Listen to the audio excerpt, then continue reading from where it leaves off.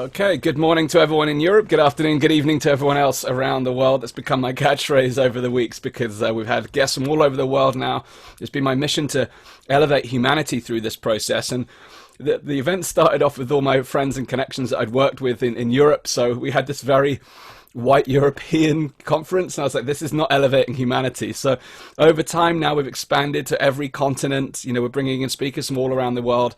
Today we're with Jason, who I believe you're currently in Australia. Is that right, Jason? Yeah, on the Sunshine Coast in Queensland. In the Sunshine Coast. Well, I'm on the coast here down in Cornwall in the southwest of England. The sunshine is rising here, so we have that in common this morning. And this online festival of ideas has been broadcasting now for 36 days straight. So if you're brand new to Elevate Live, we've been bringing you inspirational content every single day around personal growth, relationships, well-being, spirituality, finance, business. We've brought you live classes, everything from meditation, workouts, yoga, qigong, breath work. We've brought you a whole program, a whole curriculum to help you stay focused, positively inspired, but also to understand how you can use this opportunity to navigate every single area of your life. So today, this morning here on Friday morning here in the UK, I'm delighted to be with Jason Reynolds, where we're going to be having a deep dive around how we can expand beyond the chaos that we're in right now. So I'm really excited to be here with Jason, founder of the Quantum Movement. We're going to be having a real interesting conversation. We're just discussing now. We're going to have a deep dive around everything from finding the gift in the adversity to understanding how chaos is essential and helps us to define our reality. There's going to be a really fascinating conversation. So for those of you in the UK just waking up with your morning coffee, get ready, buckle up. We're going to have a great session. So the rest of you around the world, please, if you're tuning in on Facebook Live, please do share as always, do comment, do engage. We're here to support you throughout this session. So Jason, a huge welcome to Elevate Live. It's great to be here with you. Thank you very much, Dan. I'm looking forward to it. Love the energy. It's just keeping up with everything you're saying. It sounds amazing what you've been doing for the last 36 days, and look forward to being a part of it. Yeah, man, I got a day off on Sunday for the first time in nearly 40 days. So, welcome. So, yeah, Jason, just to context you, as always, it's useful to find out a little bit about someone's background and where they began their journey. I often find it fascinating, people in the world of self-development, spiritual growth, or however you want to describe it. Most people probably weren't born into that world necessarily.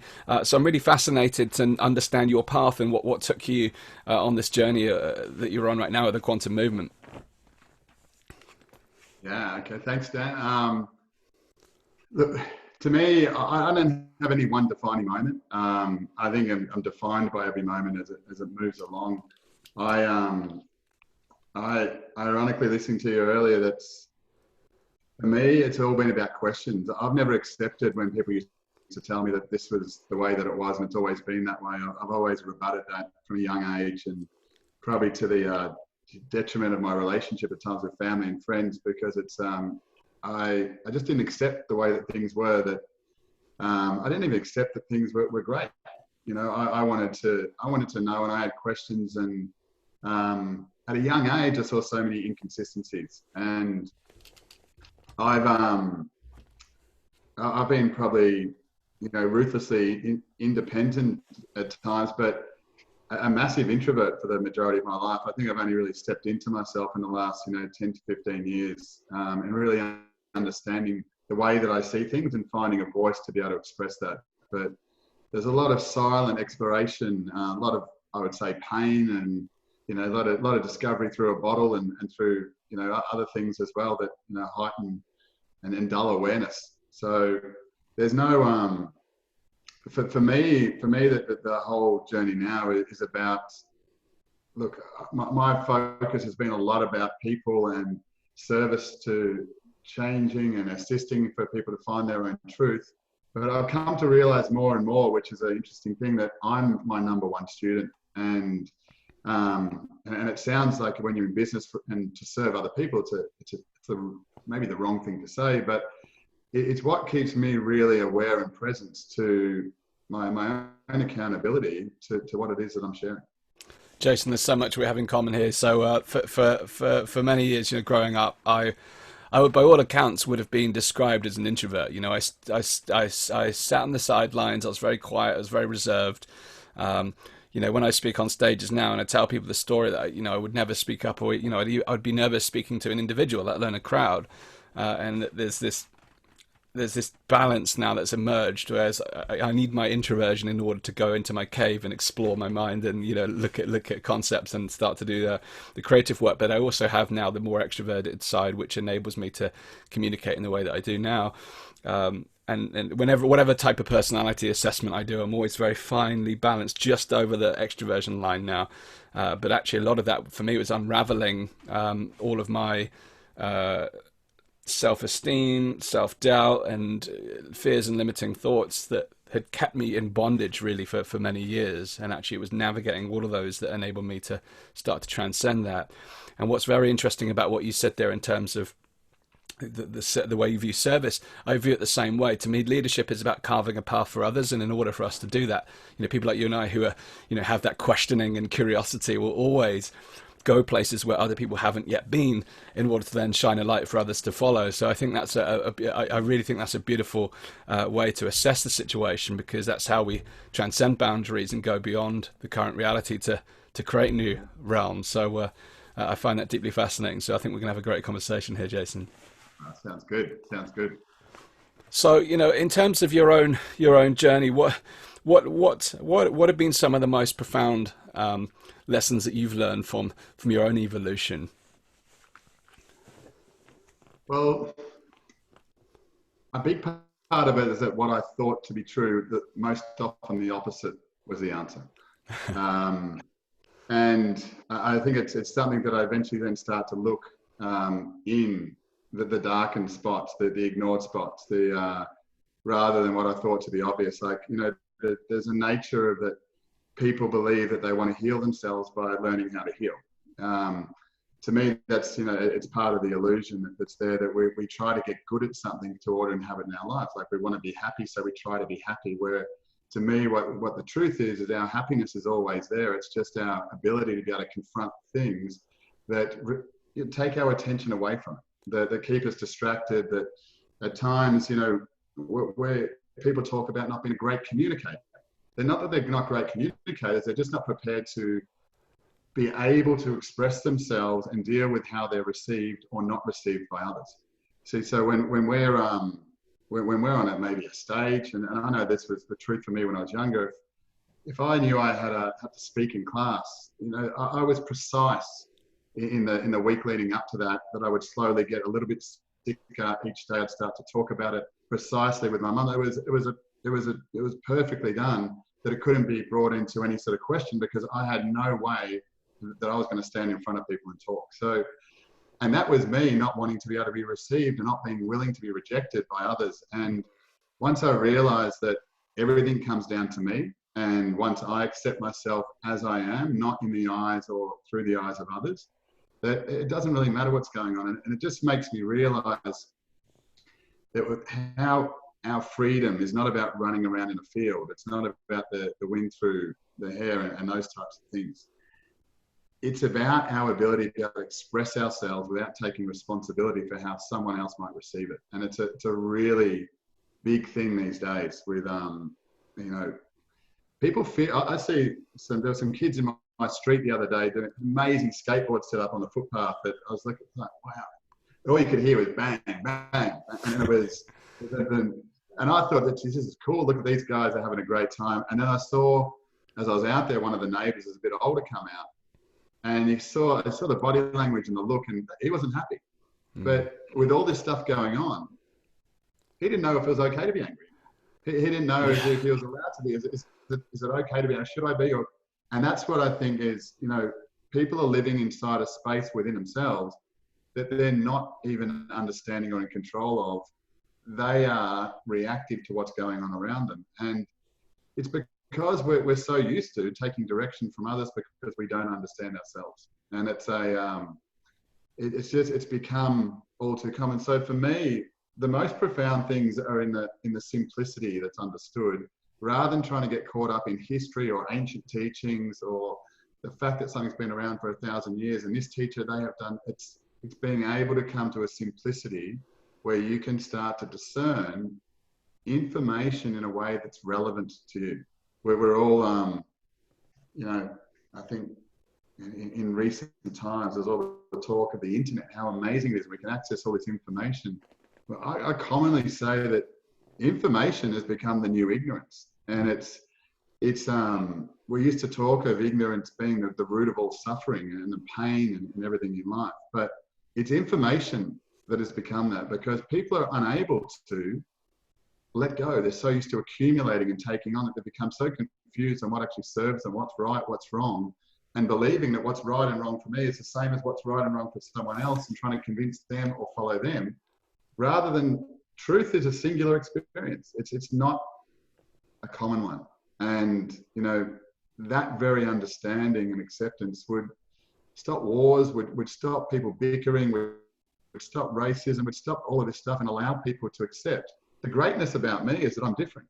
I'm rare. It's out of 7.5 billion or whatever it is people, there's no rarer commodity than what I am when I'm myself. But when I'm trying to be like everyone else, no one's going to listen to me. No one's going to care what I have to say. I'm going to scream out for attention, but there's nothing different. I'm just spruiking what everyone else is doing. So, you know, it's incumbent upon all of us, I believe, to take the time to find a way to become our own audience so that we can be authentic in the way that we communicate with others. So I don't know if that answers your question, but for me, it's that recognition and what I would coin as personal governance. And it's the recognition that, you know, we talk about it in business, about having governance at a board level or at an organizational level.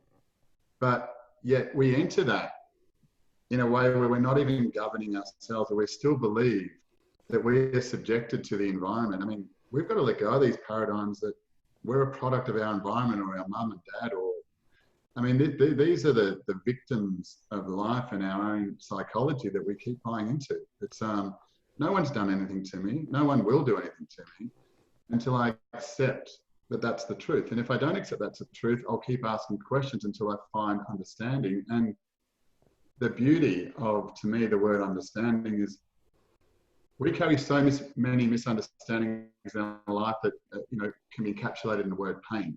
But the amazing thing is that when we understand something, immediately it's gone. We don't need therapy. We don't need to be guided or mentored. We come to an understanding of why that was said or how that happened. Suddenly that thing dissolves in that moment.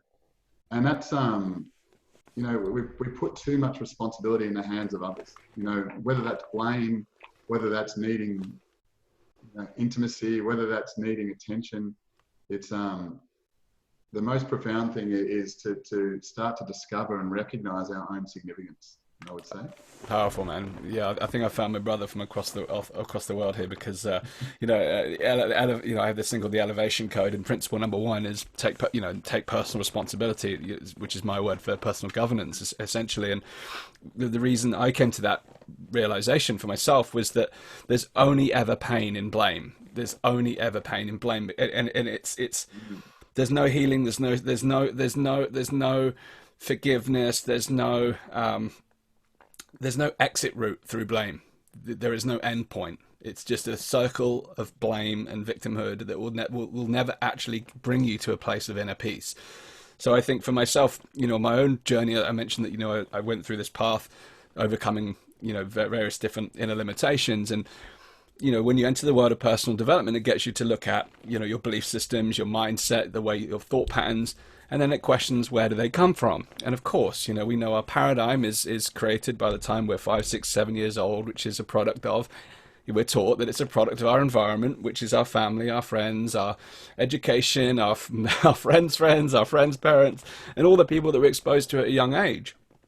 And that may be true in terms of how our formative process is created. But then if we look back and it's not as we want it to be in our adulthood, where we have the ability to consciously decide whether some of these experiences are the reality that we want to experience or what we want to continue operating by, it's very easy to then look back and say, where did that come from?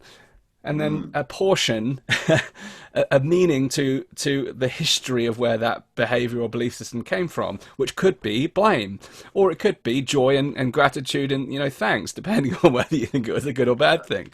But if there is things in there that have been holding someone back, or that, like in my case, you know, I was very much, You know, I was this 6'1" guy that when it had this other 6'1" guy stood in front of himself, which was me, standing in the way.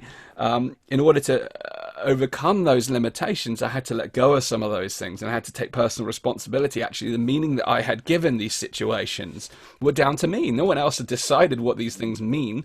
And when I was looking at, I'm very, very similar to you. I'm a a rebel. I'm an independent thinker. I often go against the grain, and that can stir feathers up and such within my circles. But actually, it's authentic to me, and it's not deliberately cause disruption to others. It's really me exploring different things, but now able to do that from a place of freedom. And freedom to me is to be able to express without judgment. You beautifully said that. It's being willing to let go of societal expectations and environmental expectations, and find your own inner authenticity and your own inner truth in order to be able to express in that way. Yeah, I mean, judgment's going to happen. There's no way of avoiding that, and it really should be welcomed. I mean, judgment's one of those words that when people, I suppose, start on a personal journey, is I can't judge anymore, and they find all these rules to be this perfect person, and it's judgment's essential. We have to judge. If you're not allowing yourself to judge, you're missing out on a significant part of your life. You need to be able to feel in yourself what it is that you don't like, what it is you don't want, and to be able to look, like everything, water, when it's stopped, becomes poisonous. When we get stopped at judgment, that's when it becomes a problem. Judgment itself is a great thing. It's a brilliant thing. It's a high level of capacity, but when we still hold on to judgment and we don't move past it, that's when we become, infected by it. And it's kind of like what you're saying with the, that formation of the things at 5 to 7 years of age. I'm personally, it's what we're told, but to me, that's just where the bucket becomes full, where we're purging in every other area of our life.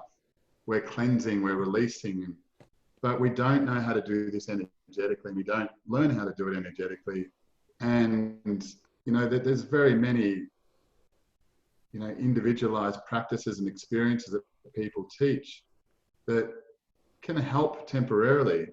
But until we actually understand it internally, it becomes a temporary experience, and people settle for going around in circles rather than finding a level of freedom to be able to do what they want. But to me, that's the answer. We've got to spend some time understanding what I want and not compromise that if that means letting go of things that are valuable to us, like maybe a relationship, maybe a location, maybe an amount of money, or a sacrifice in some form that's perceived to be that way. But we need to give ourselves that time and attention to find what it is that we want, that's more important than anything else, our children, anything in our own life. Because if, I constantly hear this, my work, it can't be more important than my kids. My kids are number one, my partner's number. Look, when we find what we truly want and we're engaged and that is flowing through us, to me, the thing that we do with our life and our time is the priority. And that is what's most noble in what we can create. We're not complaining about, but what we can create in our life. Because if we're able to do that, we find a genuine attention and love and nurturing for ourselves, that without even trying, the love that we have for our children is authentic. It's not an obligation. It's not, kids, I've got to do this and they're in the way. They become a part of the story that you're creating, because when you consider what you want and all the things that are a part of that, you have to learn to navigate that. And that's, it's part of the adversity. I mean, for God's sake, even jumping into a pool, that we want to do and that we want to get refreshed by, there's a stress that comes with that. There's a pain that comes with it. It's about just above the line of your shorts or your bathers, as it starts to hit your stomach. No one likes that feeling. It's all that. It's where the stress comes in before you actually jump in and enjoy what you're doing. And stress and adversity is a part of life, and that's the thing that we need to learn individually is not how other people deal with it, but how we choose to respond to it each and every time. Because everything we have in our life, we've gone through pain to receive it. And we don't need to be as clumsy as what we did the first time. We can start to learn to maintain a level of ease in the face of that chaos. And that's, for me, that's been a very profound lesson and understanding, to not have to complain about the problems in life, because they're always there. But it's to understand that from a state of calm is the only point where I can make a decision to move past it. That's powerful, man. And what I'd like to do is apply this to the current situation, because there's a couple of things that have come up there for me in terms of the way you articulated that, in the sense that the pain is always there, and the situation that we're in right now has created anxiety and fear for people, naturally. And that's become the present focus. We were talking yesterday with Leon Steele. We were talking about, in the context of business, how that we've gone from this long-term thinking to short-term thinking, survival. In terms of Maslow's hierarchy of needs, it's gone from self-actualization to security and survival because of the situation. So, and what that has done is created this sense of anxiety and fear, which is a very short-term focus in terms of how do we ensure that we survive this. But then actually beyond that, all of the things that we just spoke about, the things that have gone before us for over many years, may then pale temporarily into insignificance whilst we deal with this present moment. However, those things are always there. And, I think Eckhart Tolle calls it the pain body, these things that have accumulated over time, these traumas or these challenges or suffering or pain, or however you want to describe it, we can often bury deep inside of us. But until we learn to heal and let go and find inner peace, they're always going to be there. And I think this moment, a lot of people are talking about the situation as an opportunity and as a gift, and I really do agree with that. However, I think it's important to understand where our focus is during this time in order to find that opportunity, to find that gift. So I'm really interested how you would comment on, how we can not only find ease in this situation and find that authentic expression and the highest version of ourselves in this moment, but also how we can use this time to heal past traumas and things that have perhaps been buried deep and may actually be coming to the surface during this time. People are stuck in their homes, they're spending time with people, more time, 24 hours a day, people they're not used to spending time with. Tensions may be rising, and of course that may, the responses people may be seeing may actually not actually be a product of the circumstances, but more of a product of what's gone before but has not yet been addressed. So I'd be really interested to know, firstly, what some of the lessons you've learned that we can apply to this moment, but also then how we can then address some of the things that have gone before us. Yeah, great question. I'll do my best with it. Is the first one, I think what's really important before you go to try and change anything, you have to have a starting point. You have to have and the greater, the more clarity that you have at that starting point is dependent upon how much you can look into the depths of what you're doing and take responsibility for maybe some of the stuff that is not working for you and it consistently doesn't work for you. So to actually stop and look at, and even map the process I'm going through to find if I'm unhealthy. Like, look at the food I'm eating and the way I go about doing it. When do I eat? Maybe my sleep. Look at the most basic things of your life and become aware of, and look at the full picture and go, well, geez, it's probably, when I look at all of this and I've taken the time to do that, there's probably no I'm actually lucky. I'm ahead of the curve of where I'm actually at because of the way that I've been treating myself. And maybe it might be different to that for some people, but the first thing is getting a starting point, and it's bringing what is very difficult for people, and that in my experience, and even people that are well practiced in it, is attention. To be the subject of our own attention. I don't mean to think of where I want to go on a holiday or what I'm going to do at work tomorrow or in response to anything, but just to sit with myself and just not try to improve anything, not try to fix anything, but just recognize where I'm at, how I'm feeling, and how do I feel about how I'm feeling. Mm-hmm. Am I feeling anxious, and is that making me more anxious? Am I reacting to the fact that I'm reacting to being uncertain of where I am? Because, things like anxiety, I know in Australia, in a smaller population, there's something recorded around 5,000 to 6,000 people that identify with suffering from anxiety, which is, a fifth of the population and maybe a bit more. Now, that obviously varies from some people not able to walk out the door, and some people just have moments of this feeling. But anxiety is nothing more than having a greater amount of options available to us than what we're prepared to make a decision on at this particular point. It's similar to confusion. And it's interesting with anxiety, anxiety at times comes as a rush that's identified into people of energy. But it's generally preceded by the fact of I want to do something different. Now, if we looked at life in a way that everything was there to support us rather than having this predetermined idea that everything was against us and it's fighting against us, well, then we would see this idea of this energy coming to us, this extra energy, as a problem. Well, what's wrong? Why is this happening?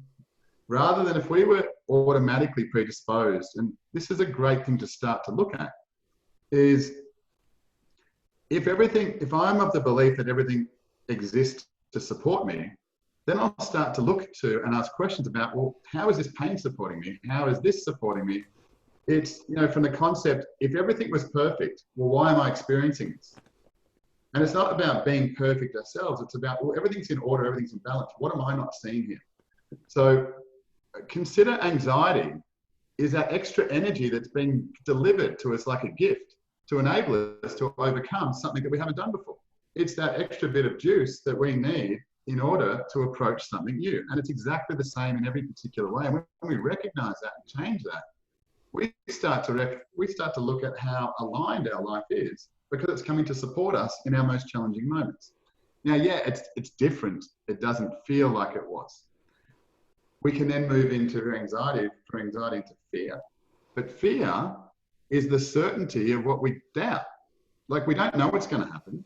We're not sure that it's going to work out or it's even going to occur, but we're certain that it will. And that becomes fear, because we focus upon the certainty of the thing that we don't understand happening. Instead of, if we turn it around and go, we don't know that we're going to become prosperous. We don't know we're going to become brilliant. We don't know that the most amazing thing's about to happen to us either.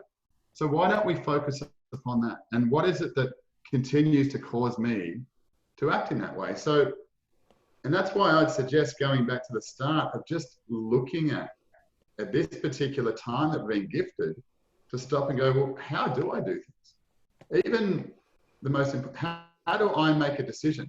Let me just understand myself, because then if I do, I can start to make a change. But if I don't understand, or I don't have a starting point, you can only go in circles. You can only go around and circulate around the actual issue, because it's like a map. If I was to create a map for someone, from in Australia, from Sydney to Melbourne, and it was perfectly defined, every little curve, every little pothole, and everything was on there, and I was blown away at the detail.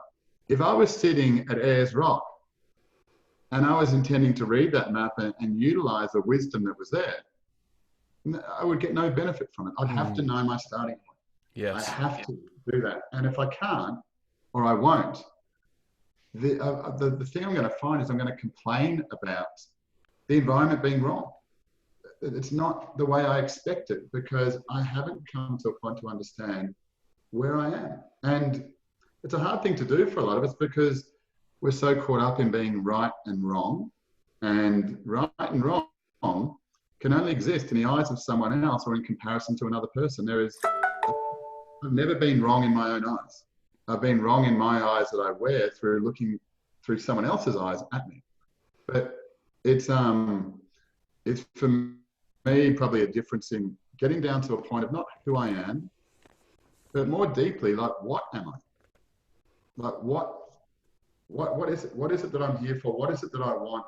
What is it to even be a human being? And to be able to question those things, we start to realize there's much more to life than what the media is telling us, yes, than what a book may unfold, or having a temporary awareness. It's a long-term engagement that we're in with our own self. And the more comfortable we get with that, and the more we're prepared and able to look at our own darkness, that I'd say the greater that we start to, by default, experience happiness, joy, and all these other things. And we start to realize happiness and joy is a part of going through pain. And when we know how to go through pain and adversity and anxiety, we actually want it to come. And like life, a lot of the times when we go seeking and wanting something like we're hunting it, we never find it. We continue to keep pushing it away. It's one thing that is, I think, is also a good thing just to realize here is, when we're in pain, time seems to go forever.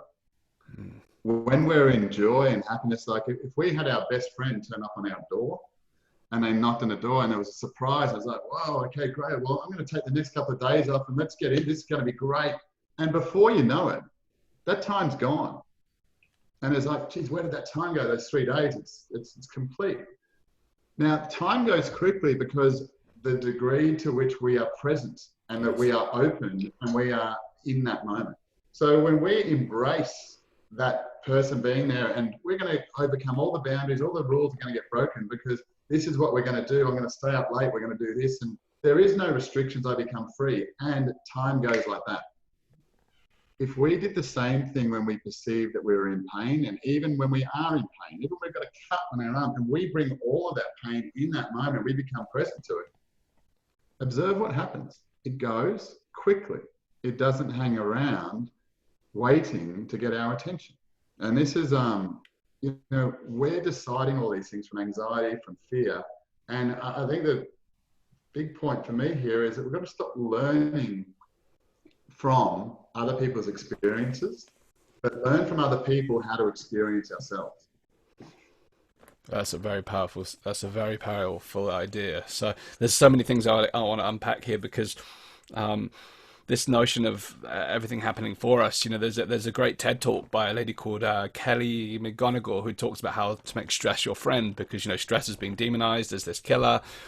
And her argument is that, look, it's just your body saying, hi, there's something here that you need to pay attention to, exactly as you're talking about being present.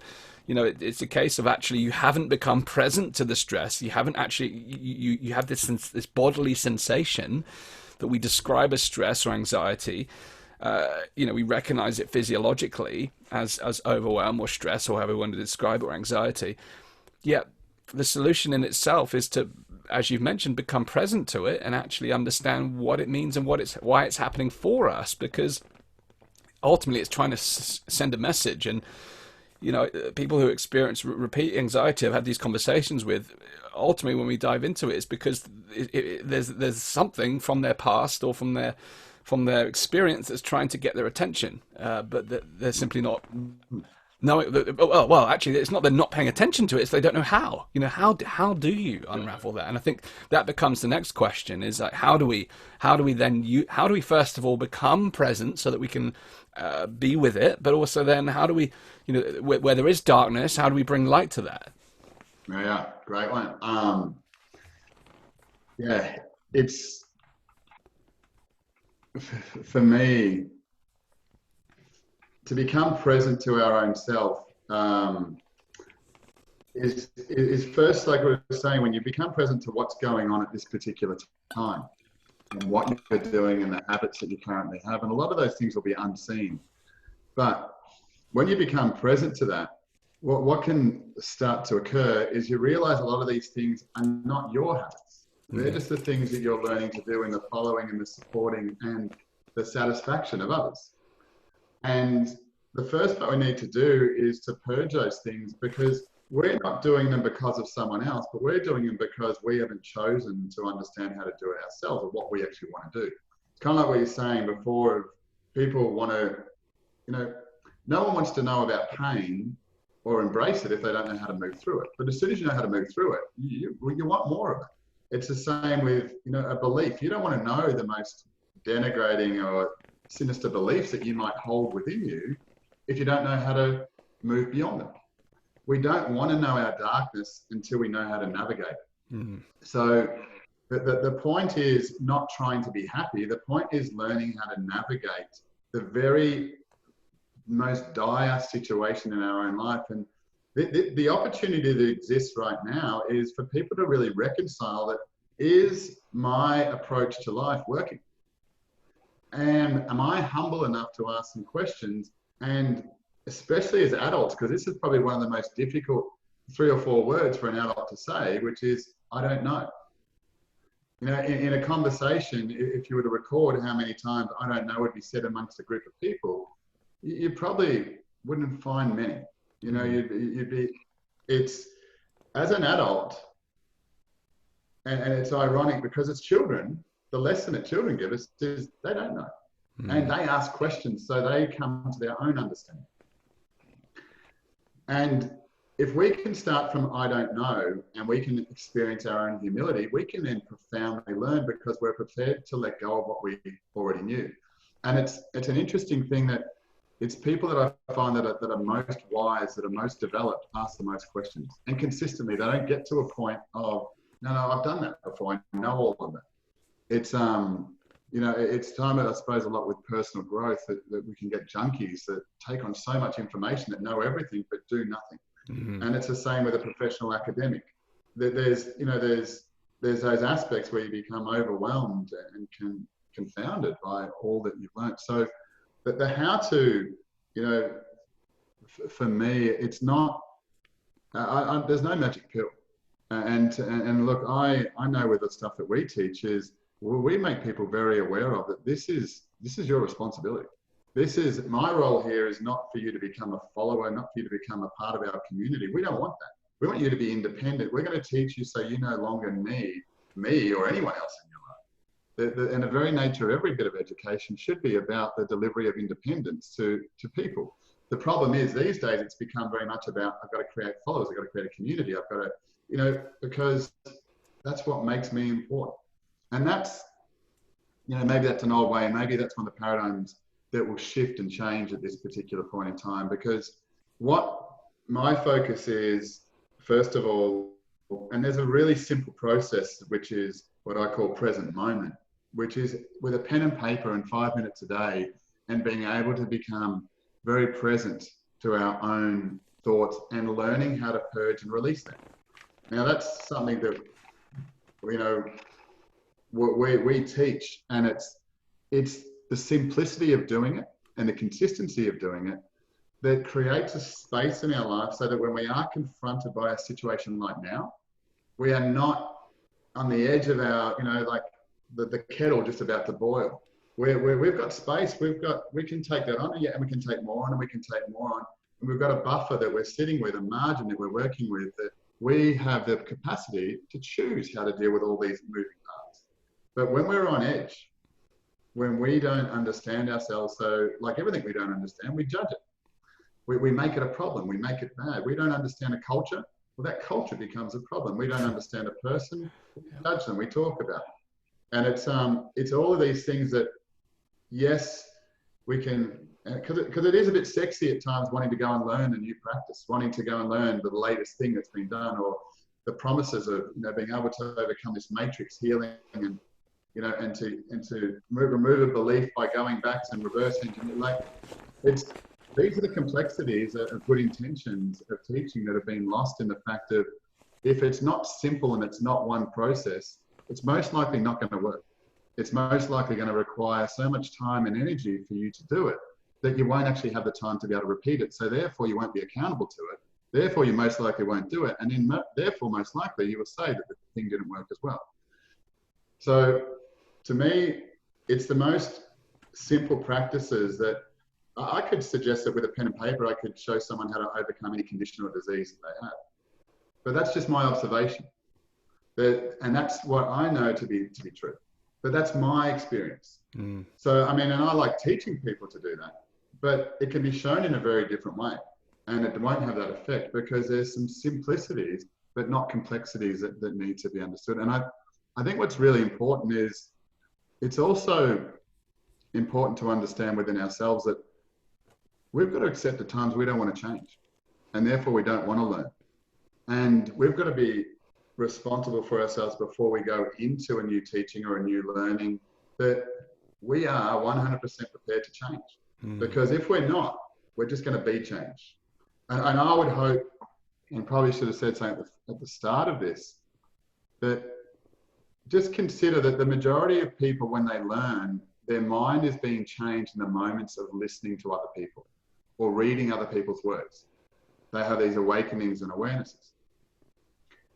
Another word for that is manipulation. Another word for that is hypnosis. And another word for that is not being in charge of my own domain.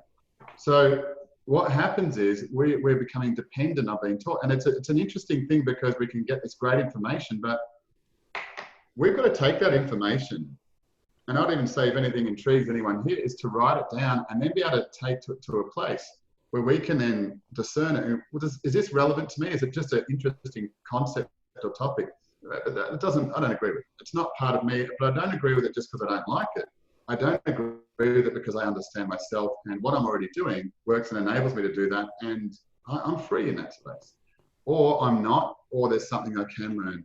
And it's often, you know, a big part of how much responsibility we're prepared to take determines how much we can grow and evolve. And it's, I would, I can't, I don't think I could fathom or even explain to someone, and over years of this as well, of how powerful your attention is.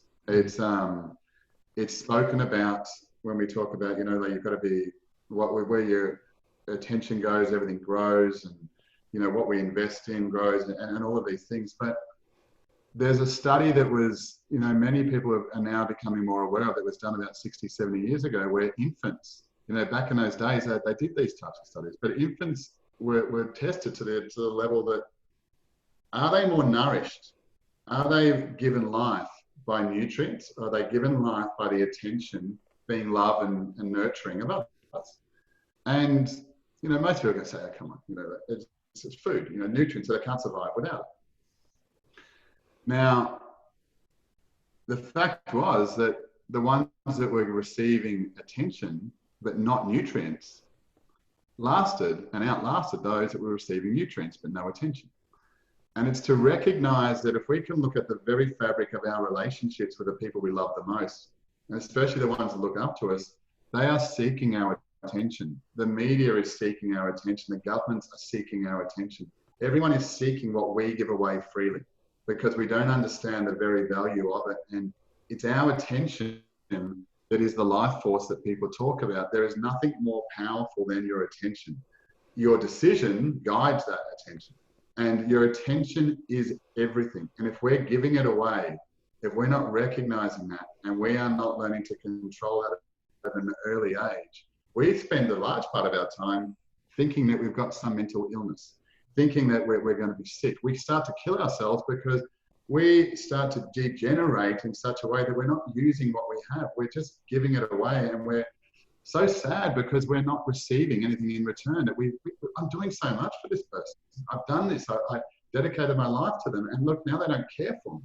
And it's these misunderstandings that, you know, we all are inspired by independence. We're all inspired by what's different, but we judge it so much because we don't know how to.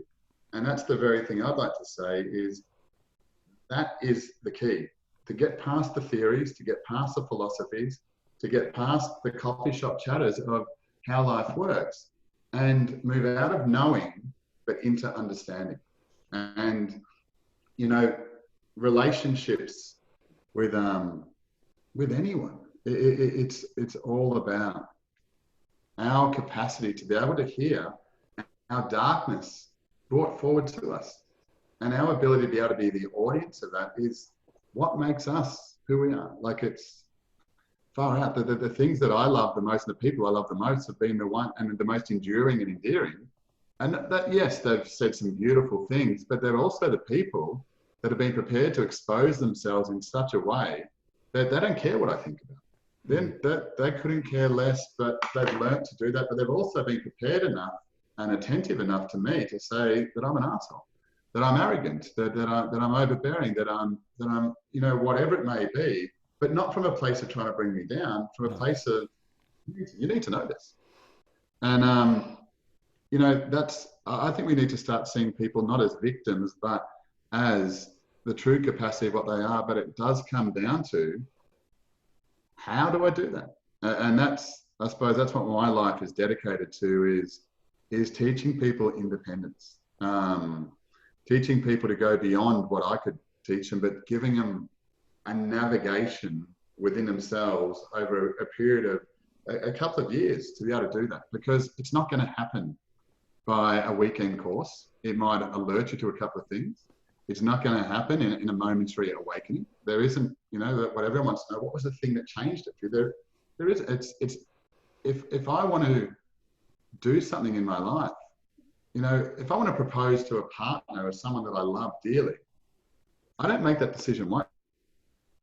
I make that decision thousands of times before I actually do it, because the things come up. Yeah, I can't, I shouldn't. Oh, but what about this? But maybe they won't like me. What if I do? And all of these things, we have to keep making decisions and keep making decisions. And for many of us, that's seems like an obvious thing, but we make it once and we wonder why it doesn't happen. We've got so many things, so many habits that we've developed over time unconsciously, that in order for us to change those habits, we have to reconcile and move out the old ones. And that's not an easy process. It's not just a matter of, I'm now deciding to do it a different way. There's a struggle and there's a fight that goes on, that I've been giving my life and attention to living this way. I'm now going to live that way. Those things that you're now leaving behind, they want your attention. They're going to come and distract you. They're going to come and say, hey, come back over here. And more often than not, we get caught up doing things the way that we used to, because they're familiar, because they're comfortable, rather than recognizing if we want to grow, we've got to go somewhere we've never been before. We've got to go to the unfamiliar places. And that sometimes are the things that we've judged other people for, that, you know, it's an interesting thing that we do when we don't ever have the opportunity to understand ourselves. And it's hopefully Western culture can start to take some lessons from Eastern culture, where and European and a whole range of the older cultures, where families are generationally passing on information that's valuable, rather than, you will follow in my footsteps, you will do this, you will represent me in the right way, you'll have manners, you'll have these things, and, you know, you are under my roof, rather than giving them the capacity to a culture that then they can choose to live in a way which is true to them. And that's what the richness, the fabric of life is, the amount of difference that we have, I feel anyway, rather than the amount of the same. Yeah, there's a quote by one of the guys here in the UK that hopefully will be coming on the show soon. He speaks around, we spend our lives trying to fit in, yet we were born to stand out. And it's, you know, it really is that, you know, for myself personally, you know, freedom and independence have been my highest values for many years. And actually what's interesting is that it's only myself that has prevented me from experiencing the levels of freedom, either emotionally, financially, spiritually, mentally, that I've been seeking. And one of the things that you talked about there, and there's so many connections between what we've talked about throughout the session so far that come into this moment, which are, to me, are this notion of being able to actually take a pen and pad. You know, for me personally, journaling and, you know, leaning into my thoughts. And the question you asked earlier was a beautiful question, is what am I feeling and how do I feel about how I'm feeling? And that's such a good question, because what I think here is that we're often looking for answers, yet we're not asking the questions that will lead to the answers. We're so focused on finding an answer that we haven't actually stopped to find the starting point. As you mentioned, the starting point may be the question that you need to ask that will give you the answers that you're seeking. And, you know, we can just do that on a pen and pad. Well, I have to do it on my laptop because my handwriting has got so bad that I wouldn't be able to read it the next day. But the same principle is true. And a lot of the darkness we've spoken about, my own personal wounds and limitations, I've navigated that through pen and pad, through asking myself questions along the lines that you've spoken about there. What am I feeling? Why am I feeling this way? How do I feel about this way, the way I feel? And sometimes you're absolutely right. Sometimes your brain's just like, yeah, I want to feel pissed off for the small, you know, and that's okay. You know, as long as that doesn't become my permanent state. It's like, okay, how long do you want to feel that way for? And what would you prefer to feel?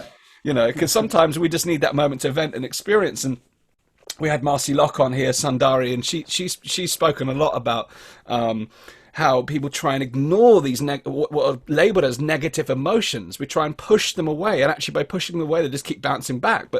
And it goes back to what we're saying, is they're trying to teach us a lesson. But she said the reason, you know, if we try and ignore them, we're actually ignoring the lesson that they're trying to teach. And actually, it's the whole rich tapestry of life. If in order to find the great light, we need to also embrace the dark. And in order to go into the dark, for myself personally, you know, that that ability to dive into it and ask questions. What am I feeling? Because there was a period in my life I'd wake up every morning and my default thought pattern, and things were going pretty well for me, but my default thought pattern was frustration, sometimes anger. Like every morning I'd wake up with that. I mean, it's like, why? And I had to really go into that. I had to lean into that to understand what is it. And at the time, I realized I was suppressing part of myself. I was having like this. I've done a bit of work around chakras, and and this is retrospectively, I now know this, but I had this pain in my throat in the mornings, and it was just like, what is that? And, now from studying chakras, it's like, it's in a bit, if there's pain in your throat, it can be that you haven't been expressing, you haven't been speaking your truth. And, going through that work myself and actually self-analyzing by asking questions, I was then able to find the answers I seek, because actually I didn't want to be in frustration and anger. I wanted to be in joy, bliss, ease, flow, adventure, excitement, freedom, all these things. But I had to first go and be with the dark to understand what was blocking my ability to get there, rather than trying to push it away, because every time I push it away, it's like a pendulum, it just bounced right back. And so I had to find that starting point, which was really fascinating. And that starting point was starting to ask questions, but then asking the deeper questions. How do I feel about feeling this way? And then why do I feel this way? And how would I prefer to feel? And what would I need to do or be in order to feel this way more consistently? And it took a period of time. It's exactly as you said. I didn't just ask the question once, and the next morning I woke up feeling, ta-da, how amazing I am. This is what a beautiful, blissful day it is. No, it took, it takes more than one. Takes more than one sit up to build a six pack, So yeah, unfortunately. Yeah. yeah. But it's nearly at times like, how do we actually know that we're wrong? We're like I was saying before, we have so much certainty of our doubts. We're so certain of how we're wrong, but it's analysing it at times. Like, and this sort of can invoke, someone's own authority within themselves, is to start to, well, how do I know I'm wrong? Like right now, I'm judging myself for this, or people are judging me, or whatever it may be that I'm confronted by, that's allowing me to not just be in full appreciation of who I am. So how do I know that I'm wrong? Like, what am I basing that on? And analyze that and realize the stupidity of it, and how I'm reacting to a reaction.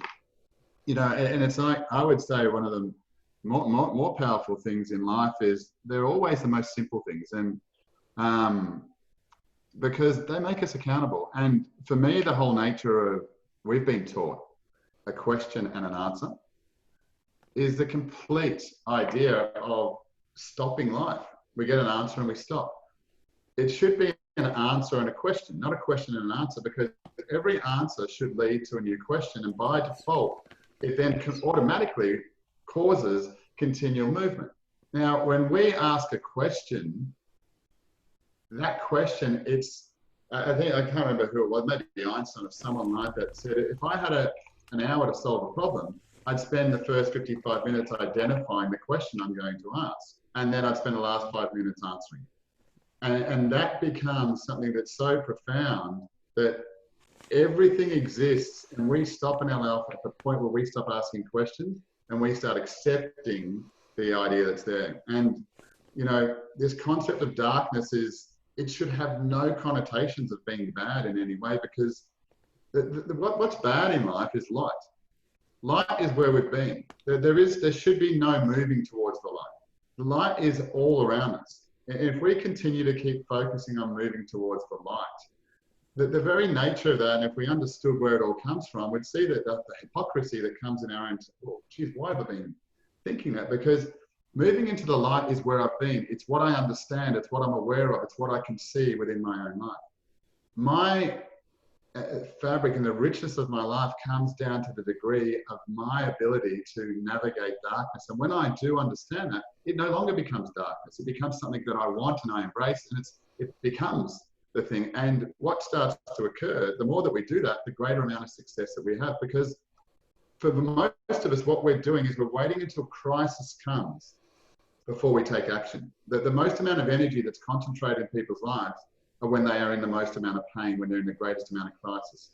Maybe things like cancer, people, they get into such a state of pain that they're in, that they finally allow people into their life. They finally allow love. They finally allow appreciation. They finally start to reconcile and consider that there's nothing more important in their life, the obligations that they were living under. They're now going to change that. The problem is for most of us is they make a decision to escape the pain. And that's where they stop. Once they've got past the pain, they stop. And they go back to what they were doing before. They go to the gym for 2 or 3 months, get fit, get that six pack. And as soon as they start to look good, they stop doing the thing that gets them into that particular place, because the very decision that they made in the first place was to escape the pain. Now, in order to move into prosperity, in order to move into a habit, is we experience something called apathy when we reach the peak of our experience. When we have the biggest breakthrough, when we have the biggest success, that's where the most fear comes. And that's the fear that people are not seeing, because it's at that particular point, there is no resistance. There's only open space in front of us because we've never been there before. So every bit of energy that we take is now going to be amplified. And that's where the fear comes, is because we now become responsible for possibly losing this thing of great value. And to me, it's my saying is that, wisdom moves from the peaks and pain continues to move in the valleys. And the very nature of that is that if we make decisions when we have everything moving in our direction that is serving us, and are prepared to let go of the thing that we've been aspiring to, that we've just now secured and owned, that's where we find real success. That's where we find a depth of understanding in what is within us, the energetic structures, and being able to recognize the illusions that exist around us. And they are. We can converse about this forever, but until we come into our own concept, into our own space within, and be able to connect at a very deep level to our own connected space, to our own soul, like the sun within each of us, then we can start to move. Forget about the universe. Forget about what's going on outside of you. It's just a word. A universe is nothing more than, in my words, it's a singular song. It's a uni for one, and verse. It's a simple singular rhythm. There is nothing there that's conspiring to help you. That doesn't exist. We are our own inspiration, and our ability to choose to make those things and step into a place that we haven't been is what will determine our life. Not some alignment, not some magic. It's a response to our ability to embrace what is already there if we choose to look and see it beyond what we've been told. And that is, for me, if we can all come to that particular point, and it's not for everyone, it will take, it takes time. And it's this particular moment, talking about whoever created this virus, what did it, and the conspiracy and the government and how they're doing that, is a complete waste of time in my eyes. The very nature of this is what we need to start consider is, what do we do beyond this? What would happen in my life if I stopped blaming other people and I was not on one side or the other, but I was on my own path? And what would I then create? If I stopped complaining and, go on a diet of that, like just feel yourself wanting to do it and wanting to judge and wanting to complain, and just stop. Maybe write that down, put it to the side, burn it. But whatever you need to do to get out of the habit of blaming others so that you can start to create. And that's why most of us don't create the things that we love, because we're so used to blaming other people, and we don't want to be the object of other people's blame that we're creating ourselves. And it's one of the things that I love that in working with people at times, they say, shit, it's so simple. But it's not simple. You have to go through chaos. You have to go through the adversity and complexity to realize how simple it is. And it's, we can't organize organization. We can only organize chaos. And the more we embrace our own starting point as being in chaos, then we can get to moving forward in organizing in the way that represents what we are here to do, that's different, that's unique, and possibly inspirational to others. Man, that is powerful. That is powerful. Yeah, that's such a really, really excellent place to land on, I think, because firstly, I could talk about this. You mentioned we could talk about this forever. I actually could talk about this forever. And we mentioned earlier in the conversation about when we're in the zone and now that the time passes. And actually, I've been looking at my clock and I realised just now my phone has been stuck on 8:34 for the last 25 minutes. So I'd say, oh, cool, we've got another 25 minutes.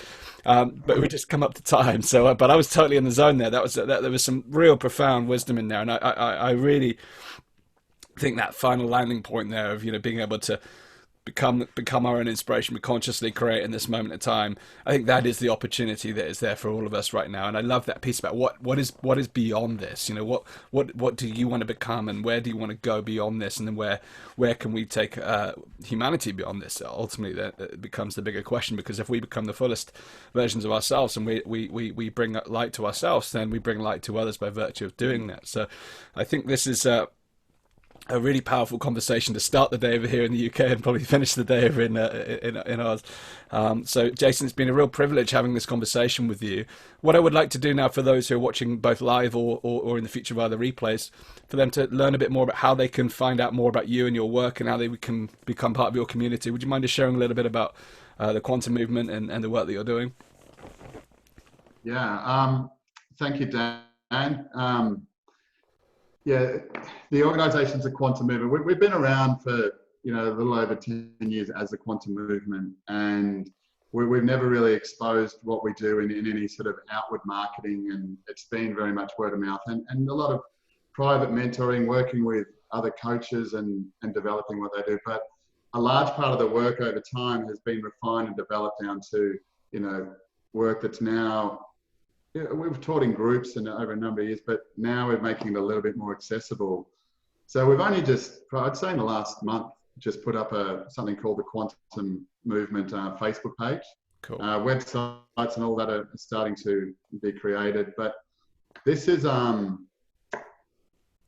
the best place is the Quantum Movement Facebook page. There's a little bit of information on there. We are running something next week that we're starting off just humbly, which is around that a writing practice and getting into the present moment, which gives people a taste of what it is to see a little bit of what we do. But yeah, that's probably the best way to get in contact is through that Facebook and however that may be, or otherwise if people aren't on the social spaces, there's just reaching out by email at connecting at thequantummovement.com. But yeah, there's a lot more coming in I suppose that we're exposing, but being consistent, we don't really have communities, and just being consistent, not just a statement. It's we have times that we're working with people, but at the end of that time, we don't maintain a community. It's off into the world and create your own community, create your own life. But there is a time of teaching and sharing, I suppose, that goes within that. Awesome. Thank you, Jason. That's great. There's a couple of comments coming in on there. Thanks, Dan and Jason. Great conversation. Very interesting for me to hear these points in a very direct way. Let's get this done. Cool. Awesome, Nancy. Well, good. Very good. She's off. She's ready to rock. So thank you, Jason, for a profound conversation. This has been incredibly powerful. So for those watching at home, either now live in the replay or on the replay, sorry, this content will be available on Elevate Live within Jason's page. So you can just go to elevatedaily.co and find Jason's talk.